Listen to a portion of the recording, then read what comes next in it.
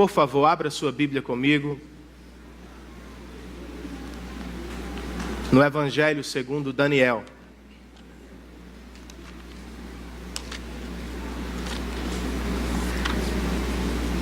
O último dos profetas maiores. Um livro que está mais para o fim do Antigo Testamento.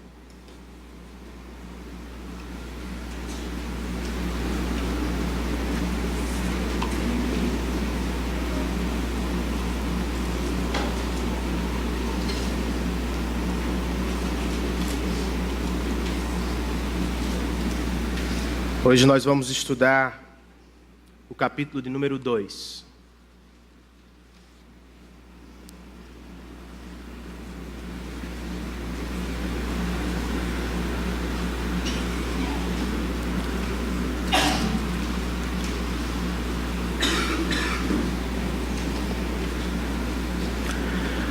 Voltando de uma conferência, eu parei com alguns irmãos em um posto de gasolina para uma xícara de café.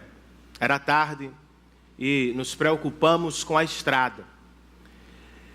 E quando chegamos, fomos recebidos por um frentista muito animado, muito alegre, bastante feliz, o que se apresentou como incomum, estranho, pelo horário. De toda forma, descemos, entramos, tomamos o café. E quando estávamos saindo, irmãos, eu notei uma cena, no mínimo, curiosa. O frentista simpático deu uma tapa segura na testa de um senhor que dormia à porta da conveniência do posto. E o senhor despertou assustado, perguntando o que foi que aconteceu, o que foi que você fez. E o rapaz respondeu: era uma muriçoca. Ela estava na sua testa. O Senhor esbravejou: como é a história? Você me acordou com uma tapa na testa por causa de uma muriçoca. O simpático frentista concluiu: eu estava apenas ajudando. É parte do meu trabalho. Embora seja engraçado, irmãos, o que vi naquela noite ilustra uma verdade bíblica muito importante. Deus está sempre trabalhando. Deus está trabalhando quando dormimos. Deus está trabalhando quando nos achamos com medo diante das circunstâncias da vida. Deus está trabalhando quando sequer percebemos sua presença. Deus está trabalhando até mesmo no exílio da Babilônia. Esta é a mensagem do capítulo de número 2 do profeta Daniel. E eu sei que o texto é extenso, 49 versos, e de antemão vamos ler quase todo o texto hoje, mas ao longo da mensagem. Por agora, vamos começar apenas com o verso de número 44.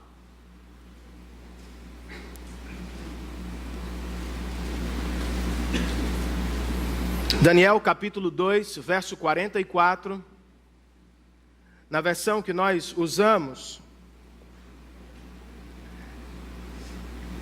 a NVI, o texto inspirado diz assim: na época desses reis, o Deus dos céus estabelecerá um reino que jamais será destruído e que nunca será dominado por nenhum outro povo. Destruirá todos os reinos daqueles reis e os exterminará, mas esse reino durará para sempre. Vamos orar por este momento? Senhor, abra-nos os olhos espirituais do coração e nos permita enxergar as belezas incomparáveis da Tua palavra. Assiste-me, ó Espírito Santo de Deus, eu preciso de Ti. Assiste a Tua congregação, ela também precisa de ti. Nos dá entendimento, ó Deus, e capacidade para responder a tua palavra. E que por graça e misericórdia saiamos daqui certos de que o Senhor está trabalhando em todo o tempo. Nós te oramos assim, certos da tua ajuda e do teu socorro. Em nome de Cristo Jesus. Amém. Algumas questões precisam ser observadas antes mesmo de adentrarmos as partes principais do nosso texto hoje. Por exemplo, o capítulo 1 nos informou que o treinamento dos jovens exilados durou 3 anos. Mas quando começamos a leitura do capítulo 2, o autor sagrado nos diz que o que aconteceu aqui se passou no 2º ano do reinado de Nabucodonosor. O que nos coloca diante de uma aparente contradição.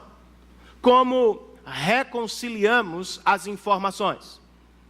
Os estudiosos nos ajudam quando nos informam que os judeus, às vezes, datavam os acontecimentos de modo particular.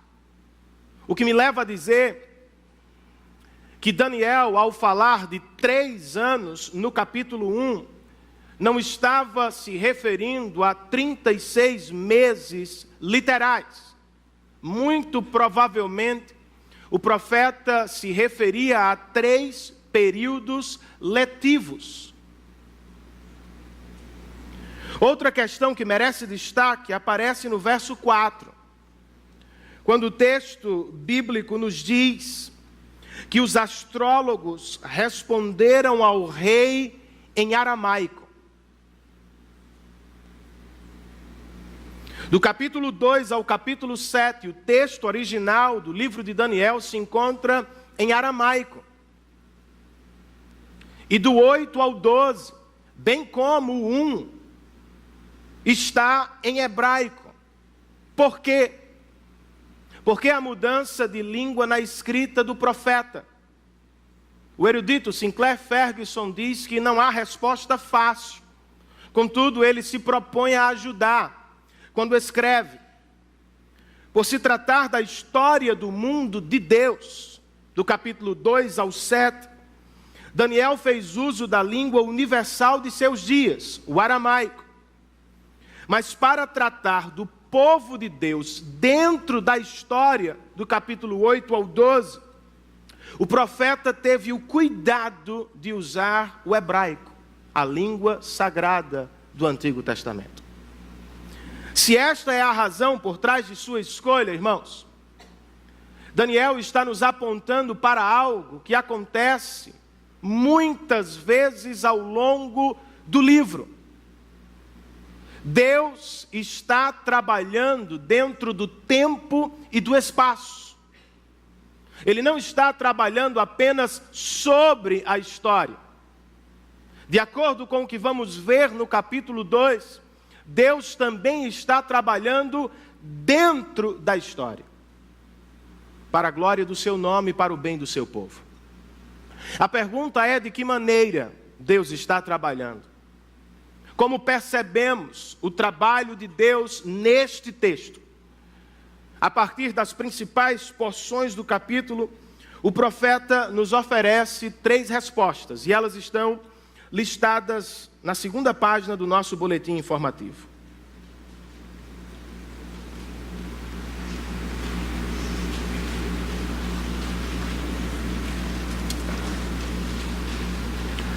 De que maneira Deus está trabalhando?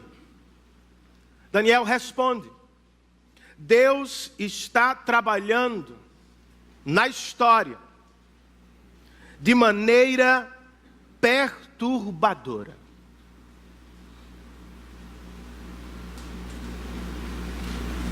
Ao longo dos 13 primeiros versos do capítulo, irmãos, nós percebemos que há 2 perturbações em curso. Uma é noturna e a outra é diurna. O profeta nos apresenta inicialmente a perturbação que se dá à noite. Versos 1, 2 e 3. No segundo ano de seu reinado, Nabucodonosor teve sonhos. Sua mente ficou tão perturbada que ele não conseguia dormir. Por isso o rei convocou os magos, os encantadores, os feiticeiros e os astrólogos, para que lhe dissessem o que ele havia sonhado. Quando eles vieram e se apresentaram ao rei, este lhes disse: tive um sonho que me perturba e quero saber o que significa. Um sonho, portanto, perturba o rei da Babilônia. E nós nos perguntamos por quê? Porque alguém poderoso como Nabucodonosor, alguém influente, está perturbado à noite. Porque alguém que está no processo de gravar seu nome na história, como um grande imperador, como o construtor de uma das maravilhas do mundo antigo, porque alguém assim está preocupado com um mero sonho. Como veremos no decorrer do texto, irmãos, os sonhos de Nabucodonosor se resumem aos reinos passageiros deste mundo. Seus sonhos são miragens. Suas maiores e mais fortes ambições não vão sobreviver à ação de Deus na história.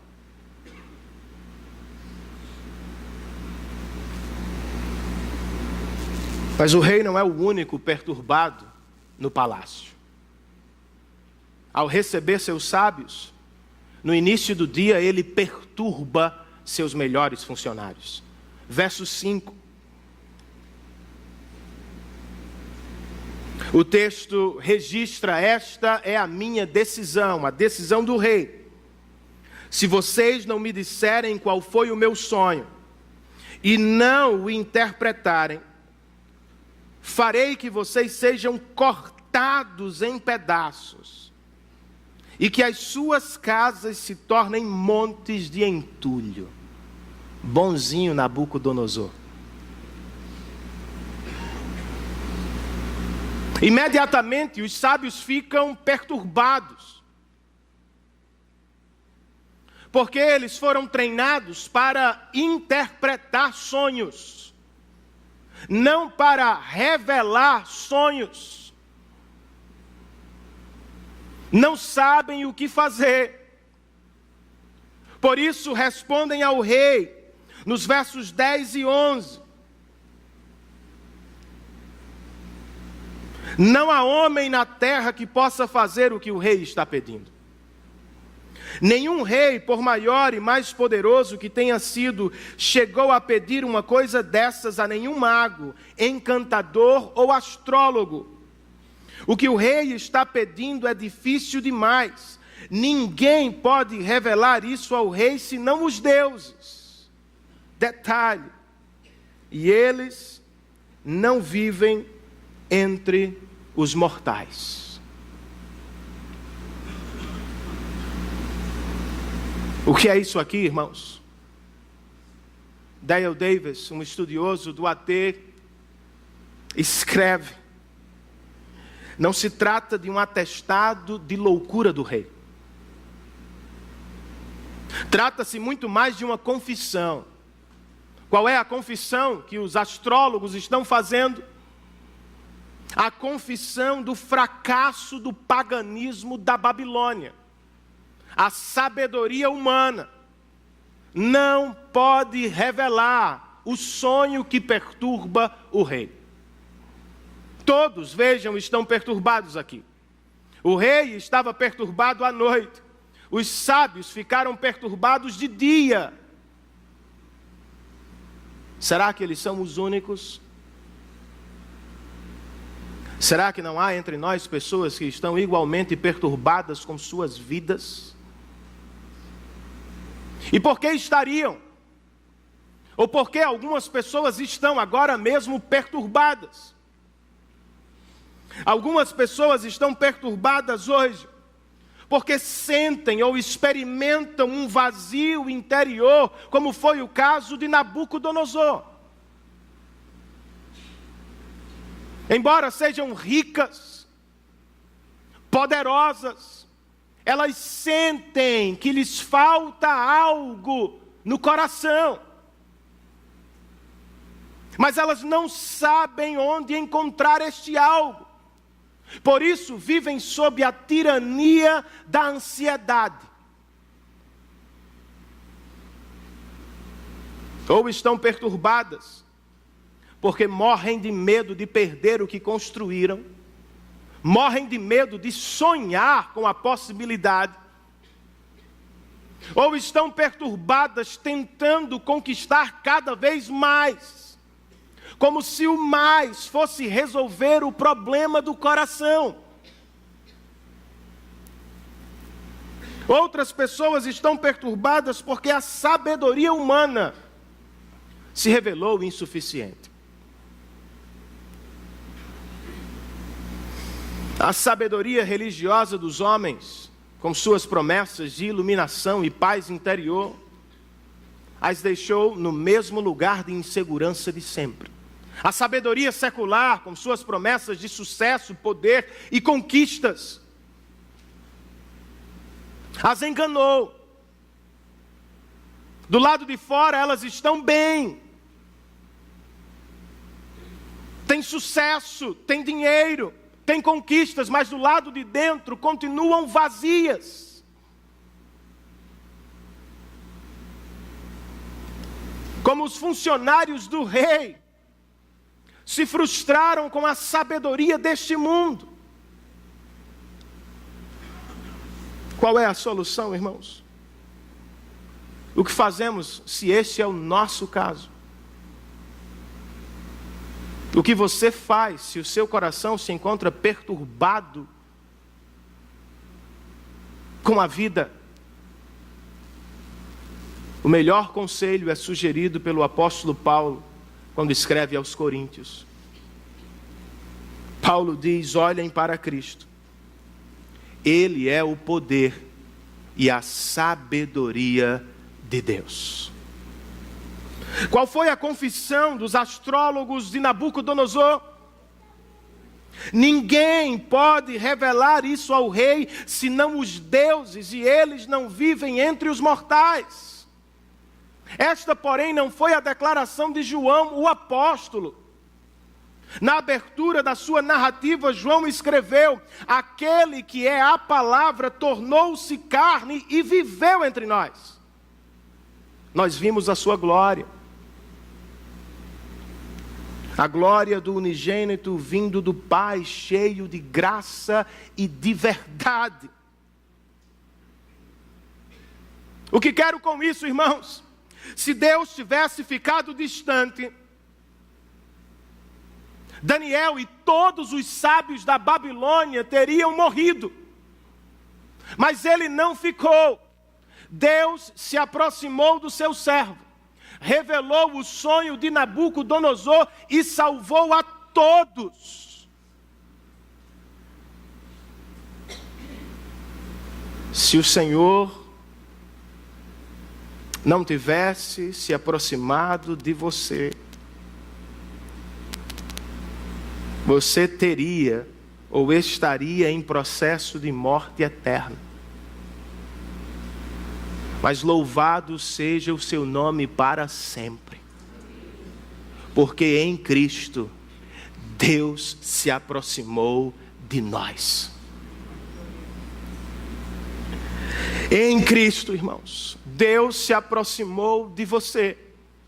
Sua sabedoria é vista na cruz, quando justiça e graça se encontram sobre a mesma pessoa. Seu poder é manifestado no Calvário como em nenhum outro lugar, onde o Rei da Glória se torna servo de todos para salvar sua igreja.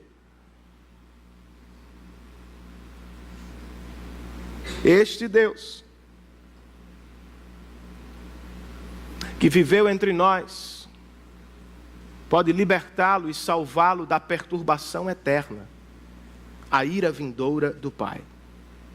E este Deus pode salvá-lo da perturbação existencial na qual você se acha hoje. Tire, portanto, os seus olhos do poder humano e os coloque no poder de Deus.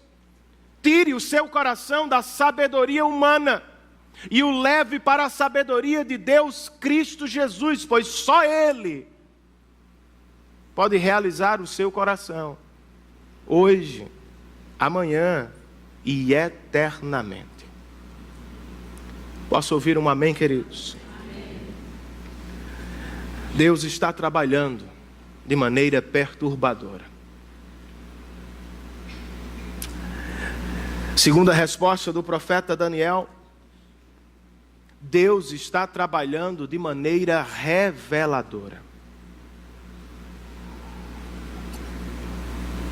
O rei está perturbado, seus melhores homens também estão perturbados. Mas o que podemos dizer do servo de Deus, do jovem judeu que está exilado no império da Babilônia? Como é que Daniel responde à mesma crise, à mesma perturbação do palácio? O verso 14, irmãos, nos ajuda quando registra Arioque, o comandante da guarda do rei, já se preparava para matar os sábios da Babilônia, quando Daniel dirigiu-se a ele com sabedoria e bom senso. Percebem o contraste? Todos os sábios da Babilônia estão desesperados. Daniel não. Calmamente, Daniel responde com sabedoria e bom senso. E para onde a sabedoria o leva? Ele ganha um tempo como rei. E diz então o verso de número 17, que Daniel voltou para casa, contou o problema aos seus amigos Ananias, Misael e Azarias, e lhes pediu que rogassem ao Deus dos céus, que tivesse misericórdia acerca desse mistério. Daniel também não sabe como resolver o problema, irmãos. Ele não tem a revelação do sonho do rei. Mas o que ele faz? Ele cai de joelhos. Ele reúne seus melhores amigos, não para encontrar neles uma resposta, mas para que eles caiam de joelhos com ele, e todos busquem a Deus por uma resposta. Daniel era um homem de oração. E há um detalhe curioso aqui. Quando Daniel menciona a palavra misericórdia, ele está provavelmente se lembrando do rei Salomão e da oração que o rei fez na inauguração do templo. O rei Salomão pediu ao Senhor que ele sempre tivesse misericórdia dos servos, dos seus servos espalhados por toda a terra, quando se voltassem para o templo. Mas o templo não existe mais, irmãos. O templo foi destruído. O templo está em ruínas. Daniel continua orando. Por quê? Daniel sabe que o templo está arruinado. Mas ele também sabe que Deus não está arruinado. Ele sabe que o Senhor está vivo e que está trabalhando até mesmo na Babilônia. Por isso ele ora.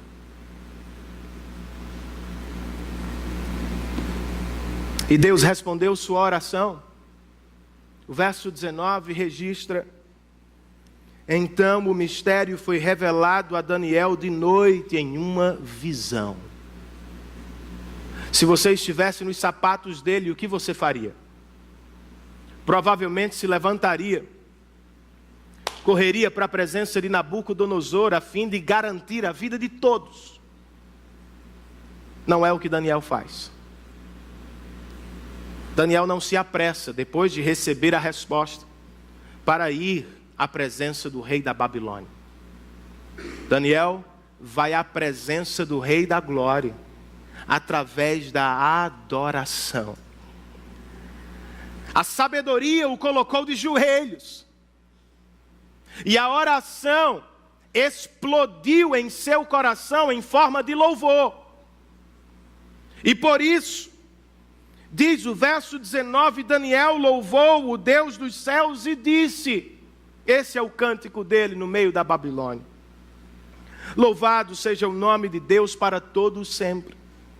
A sabedoria e o poder a ele pertencem.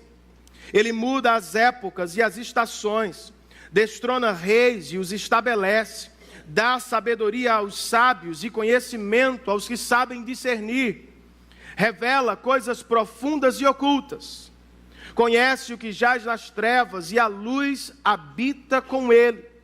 Eu te agradeço e te louvo, disse Daniel. Ó Deus dos meus antepassados, tu me deste sabedoria e poder, e me revelaste o que te pedimos, revelaste-nos o sonho do rei. Sabedoria, oração, louvor. Só depois de estar com o rei da glória, é que Daniel sai para estar com o rei da Babilônia. Ele procura o comandante do exército do rei Arioque, se apresenta a Arioque, e o texto nos diz no verso de número 25, imediatamente Arioque levou Daniel ao rei e disse, como se estivesse tomando a glória para si: eu encontrei um homem entre os exilados de Judá que pode dizer ao rei o significado do sonho. O rei questiona Daniel e o profeta responde em contraste direto a Arioque, com a humildade que marca os servos de Deus. Versos 27 e 28. Nenhum sábio, encantador, mago ou adivinho é capaz de revelar ao rei o mistério sobre o qual ele perguntou. Mas existe um Deus nos céus que revela os mistérios. Quanto a mim, verso 30, esse mistério não me foi revelado porque eu tenha mais sabedoria do que os outros homens, mas para que tu, ó rei, saibas a interpretação e entendas o que passou pela tua mente. Daniel aproveita a oportunidade, irmãos, para dar glórias a Deus. O rei está perturbado, seus sábios também, mas Daniel responde com sabedoria. O que você faz quando não sabe o que fazer? O que você faz quando as pessoas à sua volta se encontram desesperadas, perturbadas? A partir do modelo de Daniel, o texto parece nos aconselhar: sejam sábios. Busquem a sabedoria desde cedo. Sabedoria bíblica tem dois aspectos. Um é objetivo e o outro é subjetivo. De maneira objetiva, nós temos na palavra de Deus tudo o que precisamos para saber quem Ele é, para conhecer o que Ele fez por nós e para saber o que Ele espera de nós. Contudo, embora a Bíblia seja uma grande dádiva para a igreja, nós ainda precisamos aplicar seus princípios às mais diversas situações da vida. E aqui mora um problema, irmãos. Os cristãos gravitam em torno dos polos da sabedoria. Alguns conhecem a Bíblia profundamente, sabem de cor boa parte de seus textos. Mas na hora H, na hora de um dilema, no momento da aflição, não se apropria do que sabe, ou não consegue aplicar a Bíblia às situações da vida. Na prática, respondem aos problemas da vida com a sabedoria humana. Outros desprezam a Bíblia, colocando-a em segundo plano, preferindo suas próprias intuições ou impressões subjetivas. Daniel não está nos polos, está no centro. Ele conhece a revelação objetiva de Deus. Ele sabe quem é o Deus que se revela nas Escrituras. Mas ele também aprendeu a esperar, a depender de Deus dentro das situações da vida.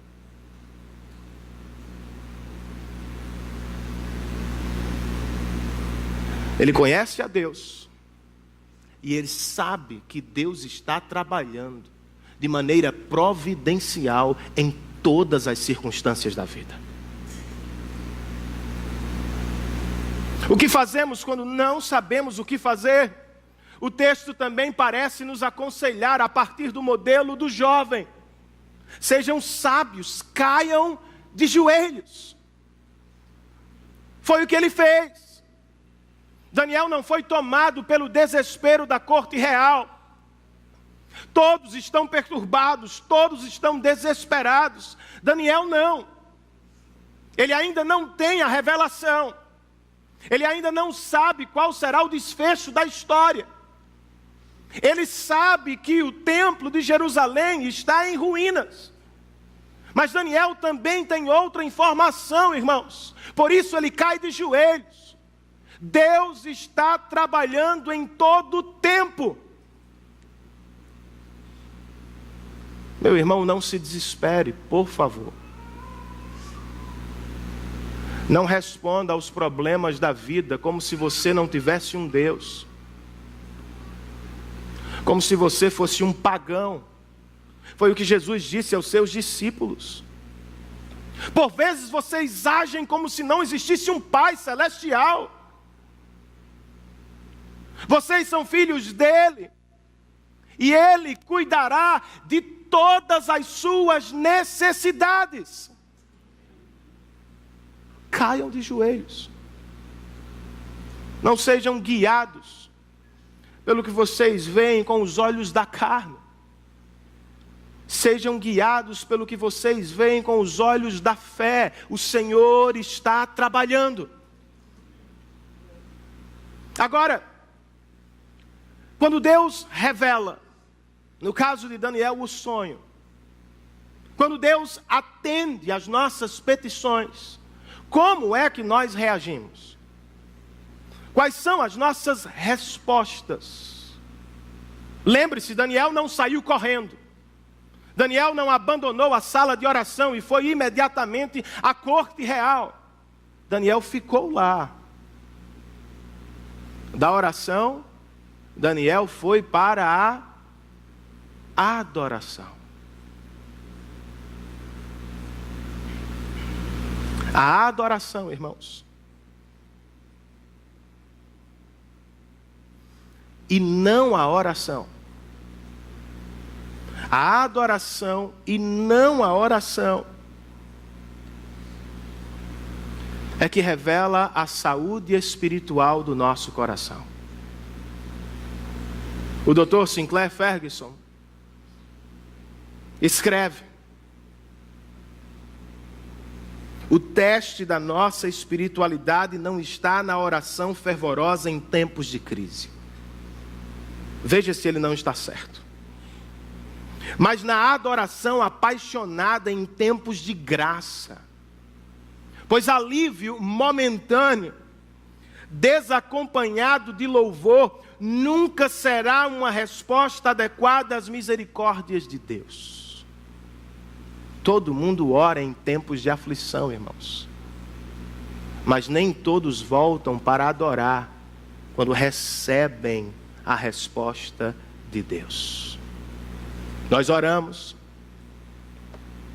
seguimos em oração, perseveramos em oração, e assim deve ser. Jesus nos ensinou assim. Mas quando enfim Deus nos concede a graça da resposta, como respondemos? Nos mostramos ainda mais maravilhados com Deus? Ou nos encantamos com as dádivas e respostas de Deus?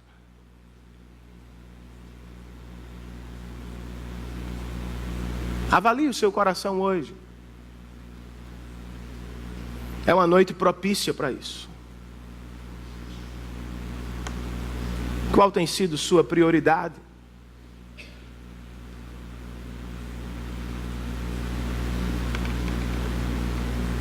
Você tem crescido na adoração apaixonada por Deus? Ou você tem se deixado vislumbrar pelas dádivas pequenas do Senhor? Não saia da sala de oração. Da oração, vá para a adoração ao Senhor da glória. O que fazemos quando Deus nos responde, irmãos? Ou como respondemos quando Deus revela, ou quando Deus nos concede a graça da resposta às nossas orações? Daniel adorou a Deus. E Daniel se mostrou humilde diante dos homens. É assim que você vive. Arioque aqui é o modelo do reino dos homens, o modelo da autopromoção. Ele se apropria do momento, bate no peito e diz ao rei: eu encontrei um homem que pode resolver teu problema. Ele se aproveita de Daniel. Ele quer ganhar crédito com o rei. Esse é o modelo do mundo, ou não é? Daniel é o modelo do reino de Deus. Ele representa a humildade. Quando vai ao rei, ele não diz: eu consegui, eu fiz, eu alcancei, não. Ele diz: eu sou igual aos demais, e nenhum desses homens pode resolver teu problema. Não fui eu, foi Deus. Ele não está preocupado com a autopromoção. Daniel está preocupado em usar cada oportunidade para promover a glória do Senhor. É assim que você vive, meu irmão. Aproveitando cada oportunidade para apontar para Deus, para desviar os olhos dos homens de você para o Senhor. Ou será que você se autopromove a cada oportunidade que recebe, a cada conquista que alcança, a cada presente que ganha? Tudo que você tem e tudo que você é veio de Deus. Portanto, a Ele toda a glória por tudo que somos e por tudo que temos. Se temos um carro é porque Ele nos deu. Se temos casa é porque Ele nos deu. Se estamos trabalhando é porque o Senhor nos agraciou, irmãos.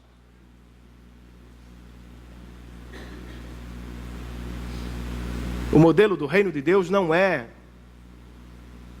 o de Arioque, é o de Daniel. É o do Salvador de Daniel, que sendo o Rei da Glória, se humilhou profundamente na cruz do Calvário, e fazendo-se servo de todos, morreu para nos dar a vida eterna. Como cristãos que vivem aos pés da cruz podem ser orgulhosos, podem se ocupar com autopromoção. Deus vai lhe dar oportunidades na faculdade. Deus vai lhe dar destaque no trabalho. Deus vai lhe colocar em posições estratégicas da nossa cidade. Mas nem por um minuto pense que isto é conquista sua, mérito seu, é graça de Deus. Aproveite a oportunidade para dizer: foi o Senhor.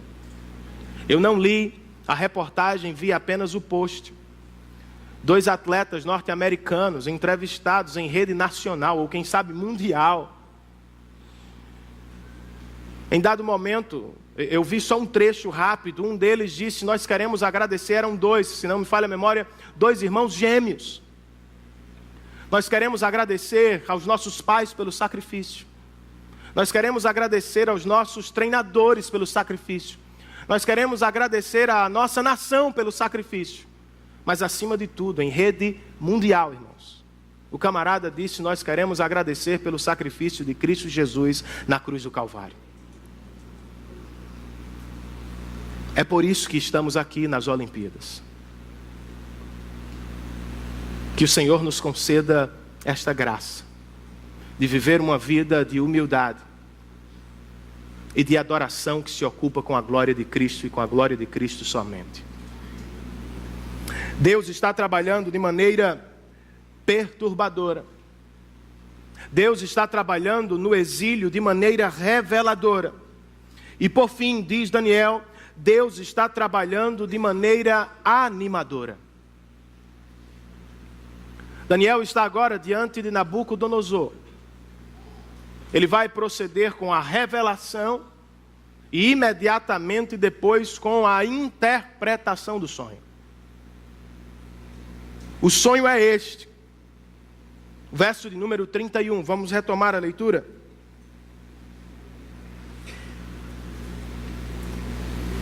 Tu olhaste, ó rei, e diante de ti estava uma grande estátua. Uma estátua enorme, impressionante, sua aparência era terrível. A cabeça da estátua era feita de ouro puro. O peito e o braço eram de prata, o ventre e os quadris eram de bronze, as pernas eram de ferro e os pés eram em parte de ferro e em parte de barro. Enquanto estavas observando, uma pedra soltou-se, sem auxílio de mãos, atingiu a estátua nos pés de ferro e de barro e os esmigalhou. Então o ferro, o barro, o bronze, a prata e o ouro foram despedaçados. Viraram pó, como o pó da debulha do trigo na eira durante o verão. O vento os levou sem deixar vestígio.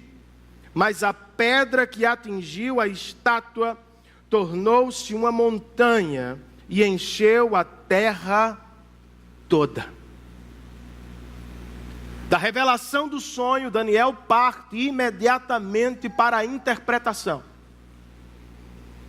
Tu, registra o verso 37, ó rei, és rei de reis.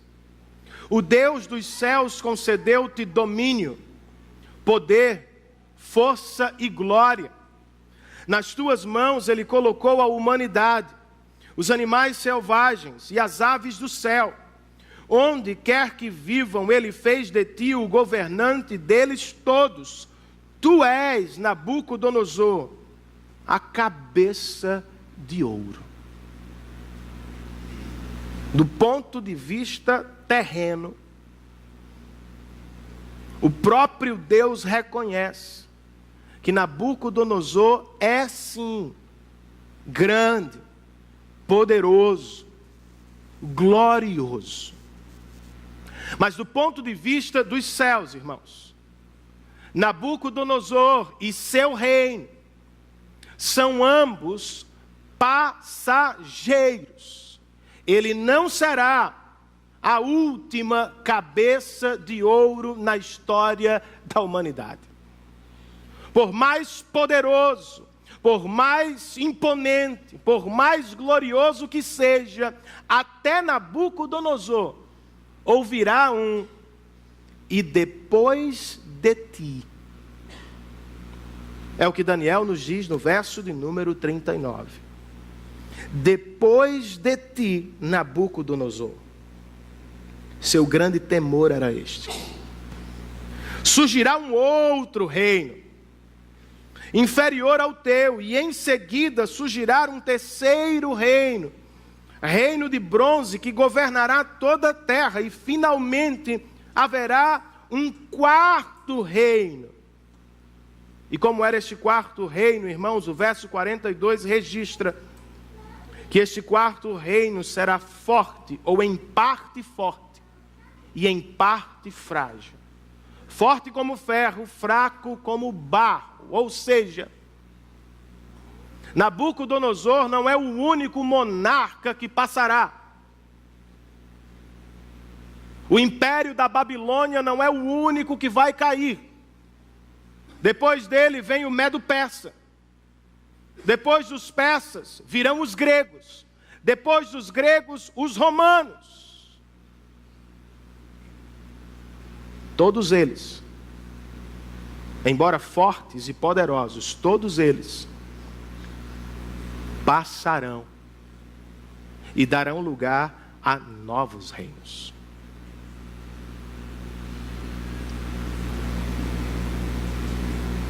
Mas a interpretação não acabou.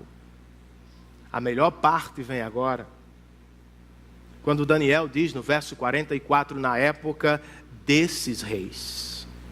Muito provavelmente se referindo ao quarto reino dos romanos.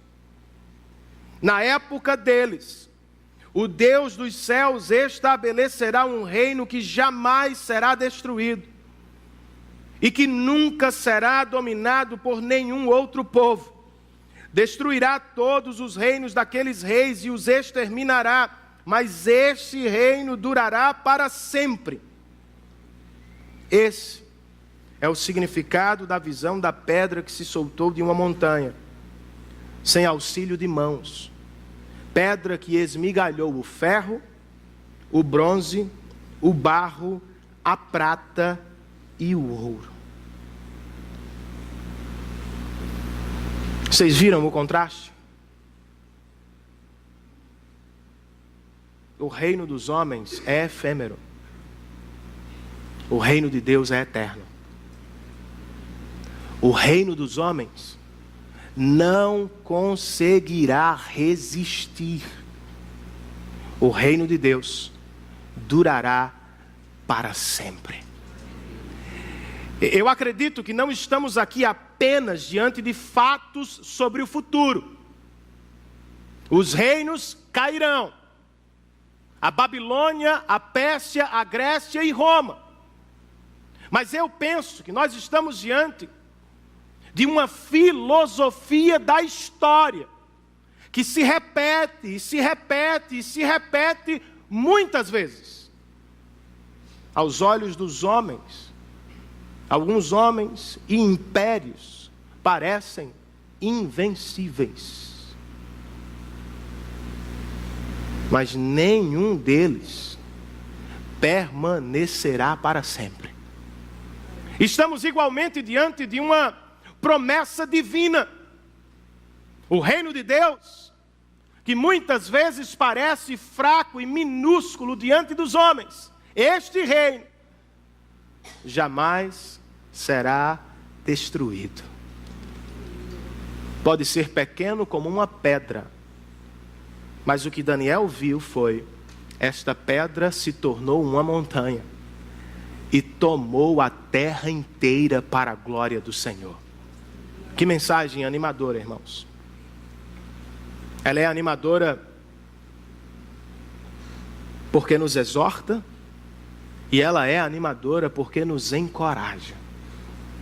Qual é a exortação que percebo neste texto? Cuidado. Cuidado com o reino e com o poder dos homens. Eles serão despedaçados pela mão do Senhor. Ninguém será cabeça de ouro para sempre. Nenhum programa político, por melhor que seja, poderá resolver os problemas do nosso coração. ao ouvir o depois de ti. Comenta a doutora Joyce Baldwin. Nabucodonosor deveria ter se arrependido, irmãos. Contudo, não é o que fez. Ele nada perguntou sobre o futuro. Não se preocupou de verdade como Deus de Daniel. Tudo que tomou sua mente foi o presente. Nabucodonosor ficou aliviado e feliz apenas por saber que no momento ele era a cabeça de ouro. Não se engane. Todos ouvirão um depois de ti. Um servo do imperador Júlio, imperador este que odiava e perseguia os cristãos, passando por Antioquia, questionou a um dos servos de Cristo: o que o filho do carpinteiro está fazendo agora? Desdenhando, obviamente, de Jesus. E o cristão respondeu: o Criador dos céus e da terra, a quem você chama de filho de carpinteiro, está agora mesmo fazendo um caixão para seu Senhor. 3 dias depois, o imperador foi ferido e morreu no campo de batalha. É o que Daniel está dizendo, irmãos. Jesus tem um caixão aberto para todos os poderosos da terra, inclusive para você.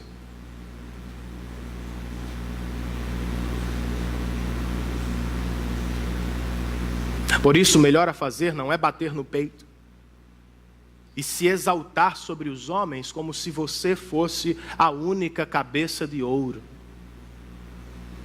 O melhor é se prostrar, irmãos, e se arrepender diante daquele que é Rei dos reis e Senhor dos senhores, para a glória de Deus Pai. Percebam que, de acordo com o que Daniel viu, os reis passarão e os reinos também. Há uma espécie de desintegração nesta visão da estátua. Nós não vamos do inferior ao superior. O processo é o contrário, é o inverso. Não vamos do barro para o ferro, do ferro para o bronze, do bronze para a prata e da prata para o ouro. O processo é inverso. Nós vamos do ouro à prata, da prata ao bronze, do bronze ao ferro e do ferro ao barro. Os iluministas se enganaram, irmãos. Não estamos em progresso. Do ponto de vista tecnológico, pode até ser. Mas do ponto de vista espiritual, o homem está em desintegração. As coisas, portanto, não ficarão melhores. Por isso, não coloque os seus olhos em poderes passageiros e em programas de homens. Que visão pessimista da história, eu sei. A boa notícia é sempre melhor quando começamos pela má notícia. Agora que sabemos que este reino dos homens é passageiro e tem a capacidade de nos frustrar, eu chamo sua atenção para a mensagem central do nosso capítulo. E qual é ela? Coloque seus olhos no reino de Deus, pois somente Ele vai durar para sempre. É verdade. Às vezes ele parece pequeno como uma rocha, tacanho como um grão de mostarda, como ensinou Jesus. Mas a promessa deste texto é que o reino de Deus crescerá e tomará a terra toda. De modo particular, você já ficou triste com o seu crescimento espiritual? Cristão fica triste com isso. Não cristão não se importa com isso. Mas cristão de verdade se importa com o crescimento espiritual. E por vezes, eles se encontram tristes por perceberem que não estão crescendo, por se encontrarem nos mesmos pecados de sempre. Por vezes eu olho para mim mesmo e digo: Senhor, eu queria ter avançado, mas continuo no mesmo lugar. Já teve essa impressão? Senhor, eu gostaria de ter mais amor pelo Teu reino, eu gostaria de ter mais generosidade no coração, eu gostaria de investir mais tempo e energia na Tua obra. Por vezes, irmãos, isto nos preocupa. Se este é você, não se entristeça demais. Este texto nos garante: embora pequeno, o reino de Deus em nós, ele crescerá. E em breve, tomará plenamente o nosso coração. Você vai crescer em Cristo. Você vai crescer espiritualmente. E um dia, você terá a estatura perfeita do Filho de Deus.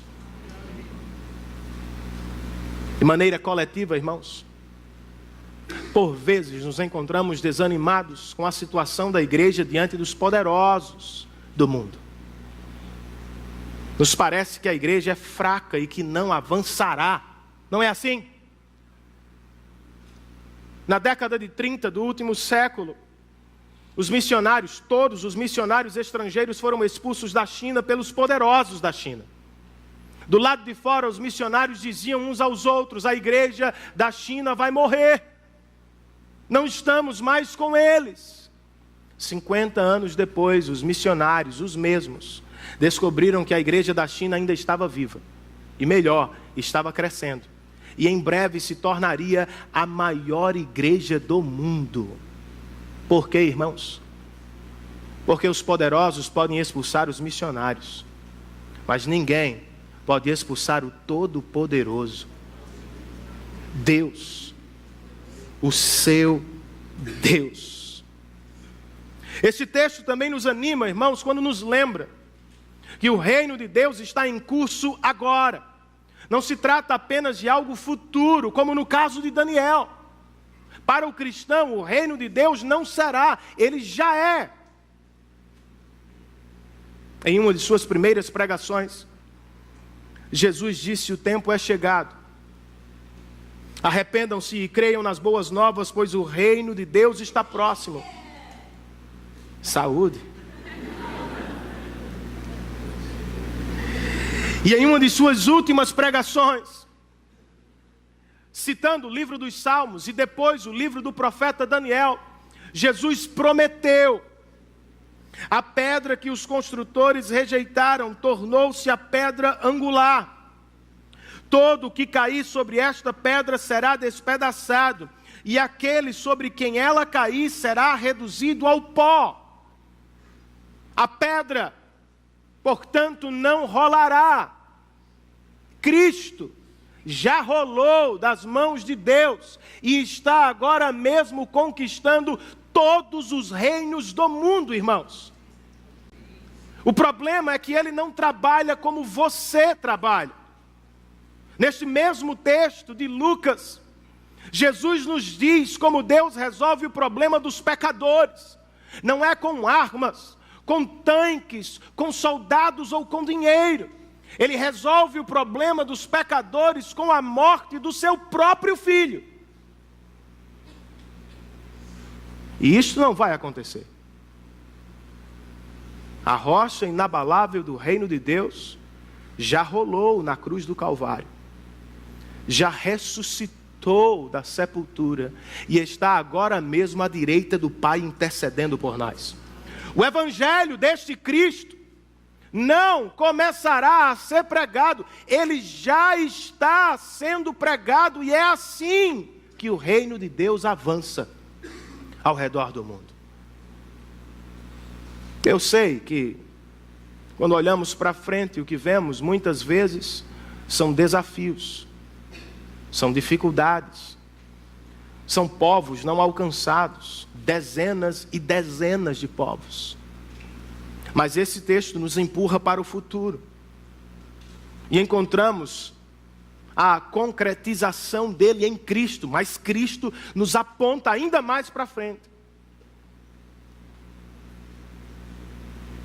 Precisamos tomar posse, ou nos apropriar do futuro escatológico da igreja, a fim de encontrarmos coragem para o nosso presente.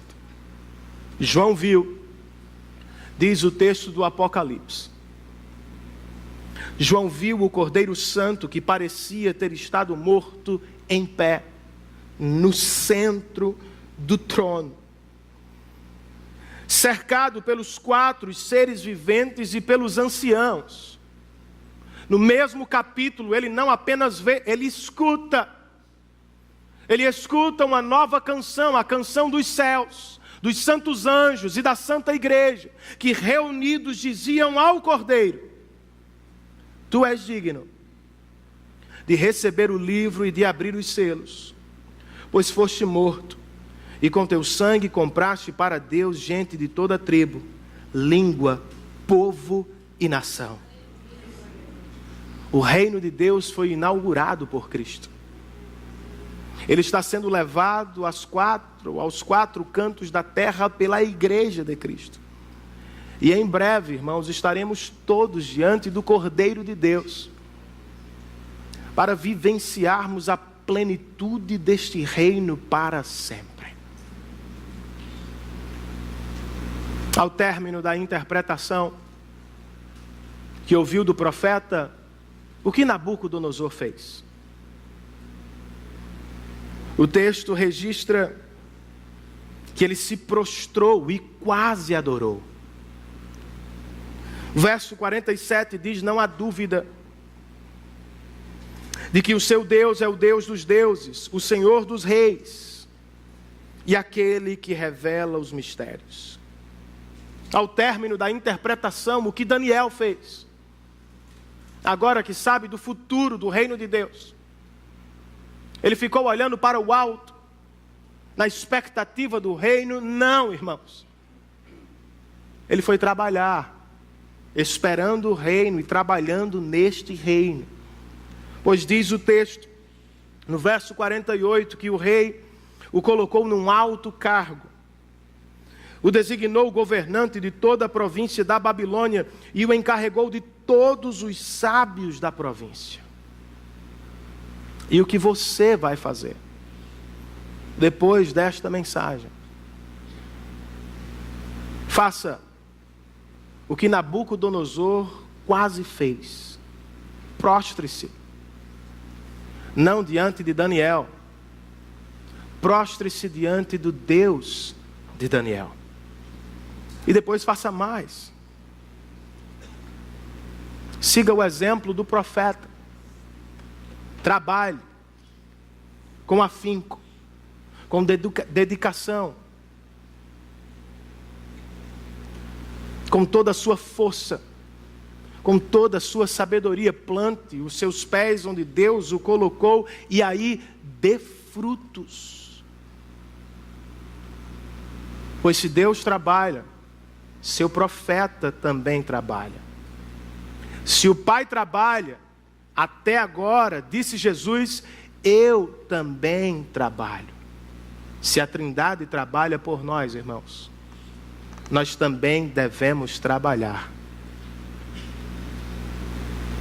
e adorar aquele que trabalhou por nós na cruz do Calvário. Amém, queridos?